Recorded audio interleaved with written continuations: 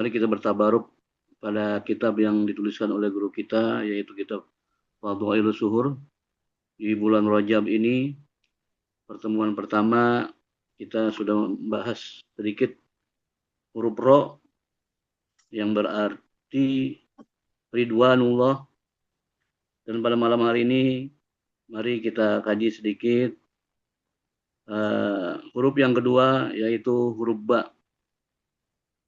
Oke, maaf, Jim. huruf Jim. Pada kitab Fadhailus Suhur, Pangarsa Abah mengartikan huruf Jim itu dengan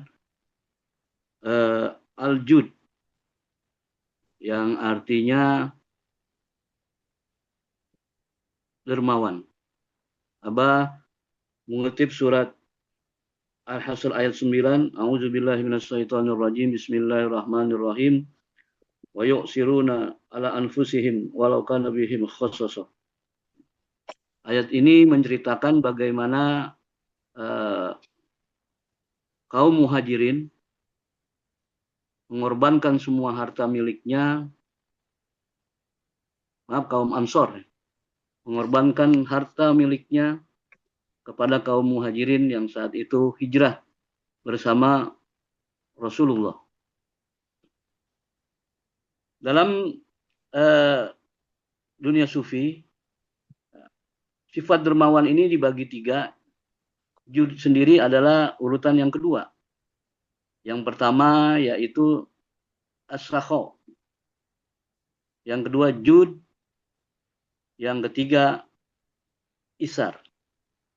Apa perbedaan di antara ketiga faedah tersebut? Yang pertama as-sakho, yaitu faman a'ta ba'dun nas wa abqa ba'dahum fa huwa sahibus sakho. Sakho adalah orang yang memberikan sebagian untuk orang lain dan sebagian untuk dirinya. Jadi kalau dia punya harta 50% untuk dirinya dan 50% lagi untuk orang lain.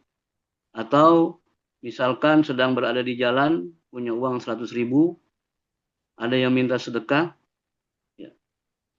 Kalau kita berikan 50.000, maka ini kita masuk kategori golongan as-sakho, dermawan.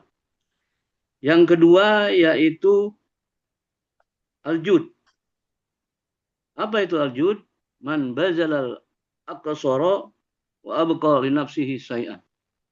Orang yang memberikan lebih banyak kepada orang lain dan sisanya lebih sedikit untuk dirinya.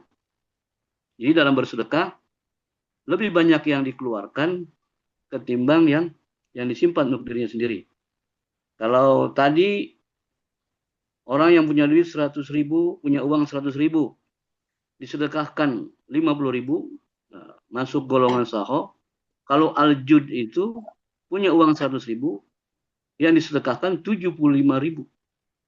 25.000 sisanya untuk dirinya. Yang ketiga yaitu isar. Apa itu isar? Waladzi qasad dororo wa asaro ghairahu bil bulghah. Orang yang dalam darurat, keadaan darurat, memiliki sesuatu, tapi miliknya itu diberikan semuanya untuk orang lain. Jadi kalau yang sakho tadi punya uang 100.000, 50.000 disedekahkan, 50.000-nya untuk dirinya, jud 75.000 untuk orang lain, 25.000 untuk dirinya. Kalau isar, ini semuanya diberikan untuk orang lain. Pada kitab ini, Abah mencontohkan contoh isar, sebuah kisah tentang seorang sufi yang bernama Abdullah ibnu Mubarak, yang bersama kafilahnya ingin melaksanakan ibadah haji. Ketika sampai di Kufah, melihat seorang perempuan beserta anak-anaknya itu sedang memakan bangkai itik. Ditegur oleh Syekh Abdullah ibnu Mubarak bahwa sebagai seorang muslim diharamkan memakan bangkai. Tapi kata perempuan itu, kami tidak punya apa-apa. kami biasa memakan apa saja yang bisa kami makan. Sudah berhari-hari kami tidak makan. Melihat kondisi itu, Syekh Abdullah bin Mubarak merasa terenyuh hatinya, terpanggil hatinya untuk menyumbangkan seluruh bekal yang dibawa untuk melaksanakan ibadah haji. Keledainya, hartanya, uangnya, makanannya, semua bekalnya diserahkan kepada perempuan itu. Sehingga karena sudah tidak memiliki apa-apa lagi, Syekh Abdullah bin Mubarak tidak bisa melanjutkan perjalanannya ke Mekah untuk melaksanakan ibadah haji. Al-Kisah, selesai ibadah haji, Syekh Abdullah Ibnu Mubarak ini pulang ke kampung halamannya. Namun beliau terkejut sampai di kampung halamannya. Disambut begitu meriah oleh para rombongan kafilah yang tadi berangkat haji bareng bersama beliau. Mereka mengucapkan terima kasih atas pertolongan Syekh Abdullah bin Mubarak selama di Mekah. Beliau menyampaikan, saya tidak pergi haji. Saya cuma sampai Kufah. Ya, beberapa sahabatnya memberikan testimoni, ada yang bilang, saya di sana dibantu oleh Anda. Saya dibelikan makanan, saya dibantu membawa barang-barang. Di tengah kebingungan, malamnya, Syekh Abdullah Mubarak bermimpi. Beliau diberitahu bahwa Allah Subhanahu wa Ta'ala menggantikan malaikat, mengutus malaikat untuk menjelma menjadi dirinya melaksanakan haji. Ini contoh yang diberikan oleh Abah dari 3 sifat kedermawanan itu, yaitu sifat isar. Artinya derajat tertinggi dalam bersedekah. Maka untuk itu kita harus memahami bahwa target ibadah itu harus kita cari yang lebih tinggi. Kita berusaha untuk menjadi ahli isar, menjadi sahibu isar. Ya mungkin derajatnya dari awal sahibul sahi, kemudian sahibul jud, ya sahibul isar. Tapi Abah membimbing kita, mencontohkan kita untuk kita menjadi sahibul isar. Orang yang menyedekahkan seluruh hartanya untuk kepentingan orang lain. Dalam hal ini, dari cerita ini, bukan kita ingin meremehkan ibadah haji.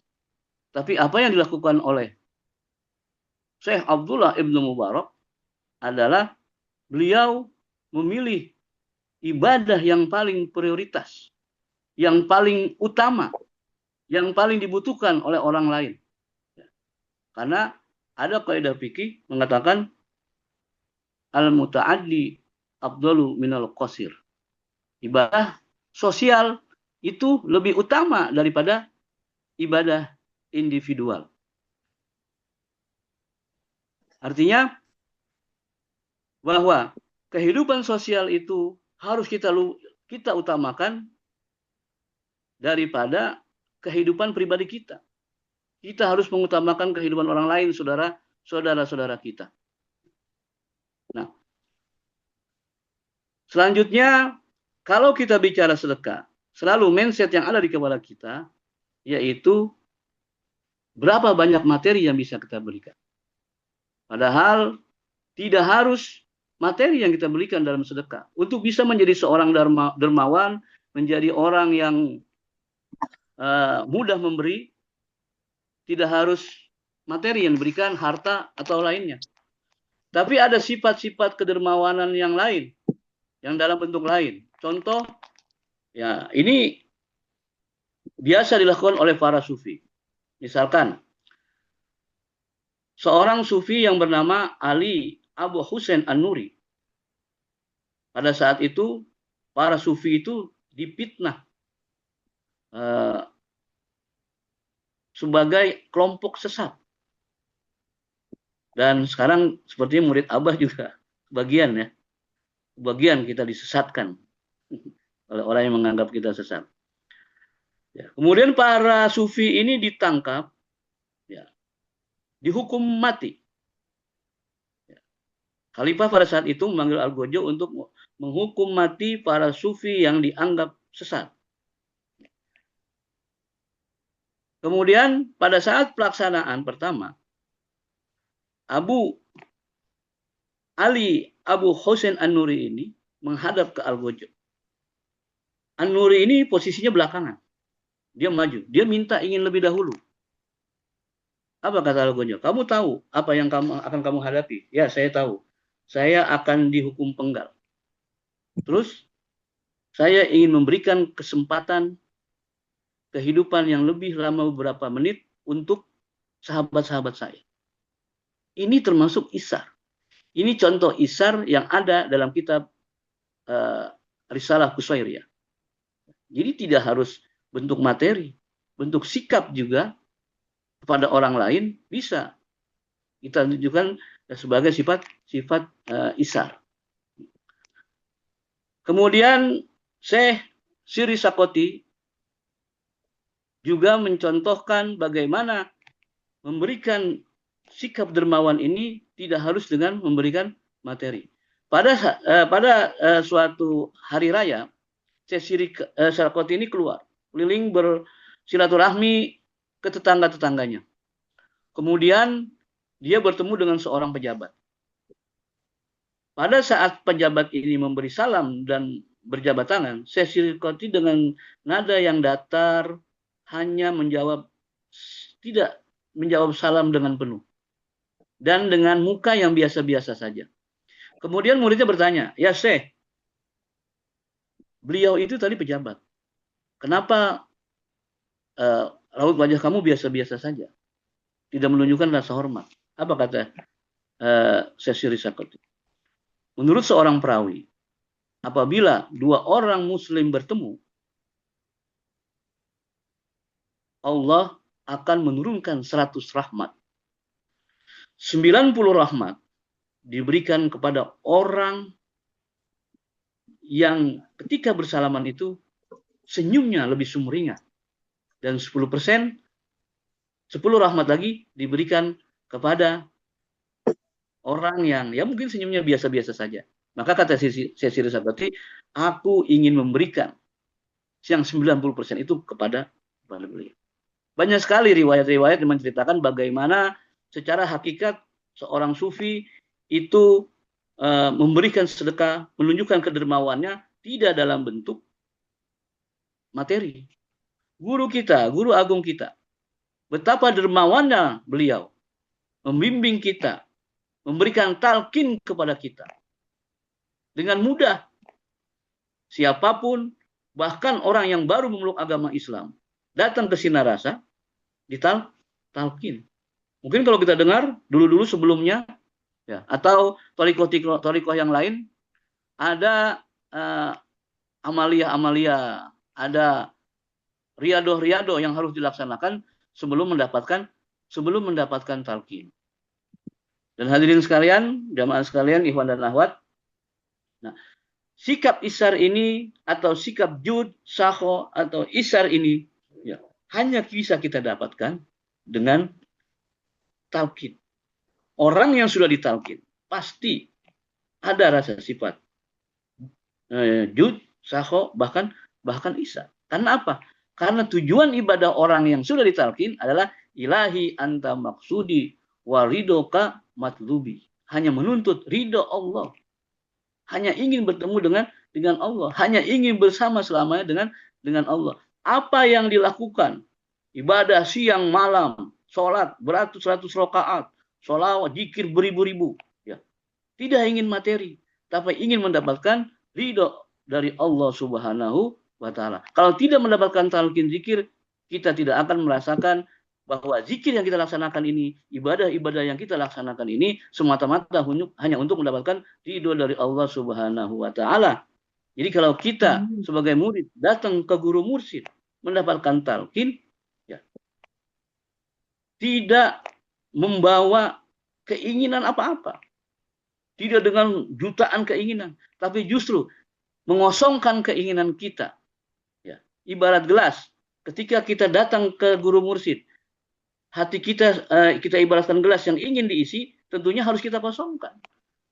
Kalau kita biarkan isinya masih ada, ya, tidak mungkin masuk talqin yang dituangkan ke dalam hati kita. Para profesor, belasan profesor, puluhan profesor yang datang ke Abah, dikosongkan hatinya, dikosongkan pikirannya untuk mendapatkan curahan ilmu, curahan zikir dari guru mursyid. Kalau mereka atau beliau tidak mengosongkan hatinya, tidak mungkin masuk curahan ilmu dari guru kita, dari guru mursyid. Makanya para kiai, para alim ulama ya, yang tidak ingin talqin karena tidak ingin mengosongkan hatinya, tidak ingin mengosongkan pikirannya. Maka alhamdulillah kita yang sudah dikehendaki oleh Allah, mayyasha, orang yang dikehendaki oleh Allah, ya. Alhamdulillah kita mendapat limpahan curahan ilmu, curahan barokah karomah dari guru kita. Ya. Mungkin kalau saudara-saudara kita yang ada ilmunya tinggi, ya, ibarat pohon ya, ibarat pohon, Abuya Kiai Haji Muhammad Soleh pernah menyampaikan begini, kalau diibaratkan dengan pohon, orang yang ilmunya sudah banyak, kiai-kiai yang santrinya banyak, yang kitabnya banyak, yang sudah hafal mungkin ribuan kitab, ibarat pohon itu pohon yang akarnya sudah kuat, sulit untuk dicabut. Tapi kalau orang-orang yang seperti saya, ya, yang ilmunya sedikit, ya, dia ibaratkan pohon yang akarnya sedikit, mudah dicabut, mudah dipindahkan, mudah dirawat lagi. Makanya alhamdulillah kita semua khususnya yang ada di sini sebagai nikmat terbesar bagi kita, yaitu mendapatkan talqin zikir dari guru mursyid yang kamil mukamil. Dan kita berharap semoga semua turunan-turunan kita, anak cucu kita mendapatkan limpahan ilmu dan menjadi orang yang mengamalkan dan melestarikan amalan Thariqah Qadiriyah Naqsabandiyah Mahad Suryalaya Sirna Rasa PPKN. Saya rasa ini saja yang bisa saya sampaikan. Mohon maaf atas segala kekurangan. Wallahul muwaffiq ila aqwamit thoriq. Wassalamualaikum warahmatullahi wabarakatuh.